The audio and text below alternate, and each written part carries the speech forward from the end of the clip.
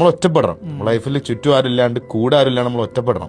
ആ ഒറ്റക്ക് ഉണ്ടാകുമ്പോഴുള്ള ഒരു പ്രഷർ ഉണ്ട്. നമ്മളെ സപ്പോർട്ട് ചെയ്യാൻ ആരും ഉണ്ടാവില്ല. ഉണ്ടാവും, സംസാരത്തിൽ സപ്പോർട്ട് ചെയ്യാനുണ്ടാവും, മെന്റലി സപ്പോർട്ട് ചെയ്യാൻ ആൾക്കാരുണ്ടാവും, ഒക്കെ ഉണ്ടാവും. പക്ഷെ ആ ഒരു പ്രശ്നം സോൾവ് ചെയ്യാൻ എൻഡ് ഓഫ് ദി ഡേ നിങ്ങൾ ഒറ്റക്കായിരിക്കും. അത് സോൾവ് ചെയ്യാനുള്ള ആ ഒരു കഷ്ടപ്പാടും ആ ടെൻഷനും ആ സ്ലീപ്ലെസ് ആയിട്ടുള്ള നൈറ്റ്സും ഒക്കെ ആണ് നിങ്ങളാക്കുക.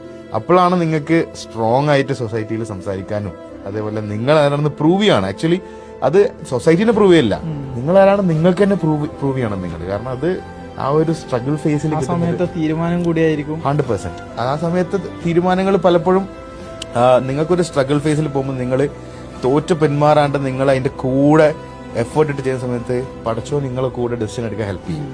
നിങ്ങളുടെ ഡെസിഷൻ പഠിച്ചോന്റെ കൂടി ഡെസിഷൻ ആയിരിക്കും.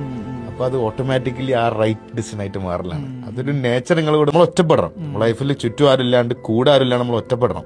ആ ഒറ്റക്ക് ഉണ്ടാകുമ്പോഴുള്ള ഒരു പ്രശ്നം